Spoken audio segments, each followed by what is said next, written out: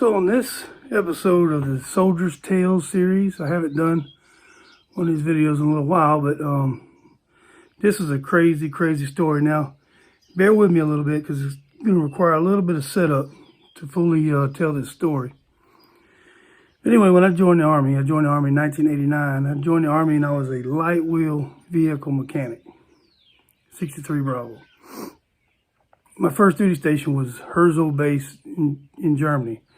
Herzl, Germany. Anyway, I'd been there, I don't know, a few months. I think I was a private first class about this time. And we were going to the field. And we knew we were going. And, you know, we knew, and we had an alert that morning. And we all got up and got our weapons and went to the motor pool. And everybody was getting ready to go out and head out to the field, out to the woods to do a training exercise.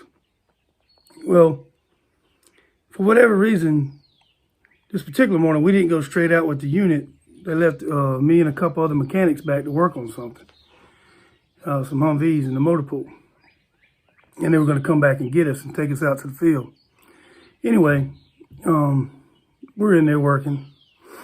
You know, busy morning. The whole unit just kind of been going crazy all morning. But the lieutenant comes flying into the motor pool, hair on fire.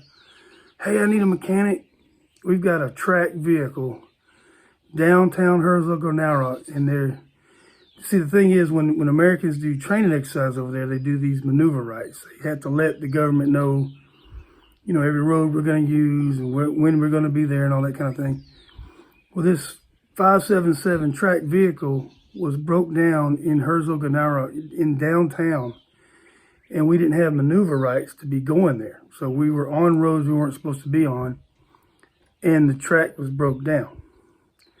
Now, I was a wheeled vehicle mechanic, which, you know, it means you work on Humvees and 5 tons and stuff like that. And there's track vehicle mechanics, you know, we in the unit too, but there wasn't no track vehicle mechanics there at the time.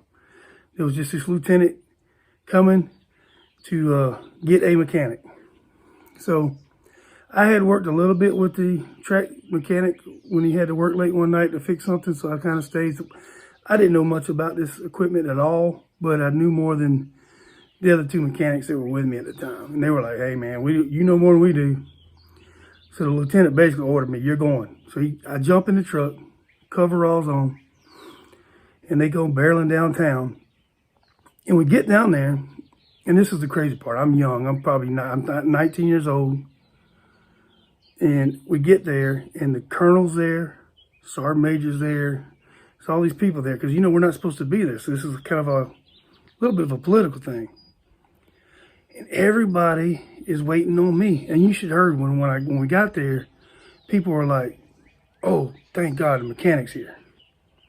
I was scared to death because I didn't know anything about these track vehicles. Nothing. And I didn't know whether I was going to be able to fix it. I thought I was about to really embarrass myself and just confirmed that it was broke. And they needed it gone out of there. So anyway, I jump into the back of the 577 and I pull the engine access cover off, which I barely even knew where that was. But I pulled the handles and pulled the engine access cover off. And I told the driver to try to start it. And he tried to start and it turned over, would not start. And so on the vehicle, they had an engine, it was a lever you could pull. It would stop the engine. And, you know, so I had the driver, pull that cable, the engine stop cable. And the only reason I had him pull it was so I could see where the injector pump was on the engine. Because track engines are, you know, they're set up a lot different than engines in Humvees and stuff. So anyway, so I had him pull that cable, pull the engine stop cable. And then I had him try to start it again. I had to go ahead and try to start again. I knew it wasn't going to start that time because the engine shut-off cable was pulled. So it basically cuts off fuel to the fuel injector. And the only reason I had him do that is so I could see where it was. So I said, okay, now push your engine stop back in. So he pushes it back in. And I say, try to start it again. He tried to start it, wouldn't start again. And I reached up with my finger and just pushed on the thing that the cable was hooked to. I just pushed it a little further with my hand. with my finger. Just a little further than it went when he pushed it in. And I said, try to start it. And it started. It started up, and everybody was just like clapping and congratulating me, the colonel and the sergeant major. They were gonna let my motor sergeant know how good a job their mechanic did and this and that. And later that day, I got out to the field when they got us all out there, and he'd already heard the story. Because, sergeant major had already talked to the motor sergeant and everything. And he come up and he said, so what happened? He's kind of smiling. He's like, heard you did a good job. He says, what happened? And he knew my capability as well as I did, that I didn't have much. And I explained everything to him the way I just told the story. And, I told him, I said, after that check, after I checked, pushing that throttle back a little bit, after I did that, I said, I didn't know what I was checking at. I said, that was the end of my troubleshooting. I didn't know what to do after that. And he laughed, and he said, well, you did good. You started with fuel. You turned over, wouldn't start, and, you started checking why it wasn't getting fuel. So he said, you did good.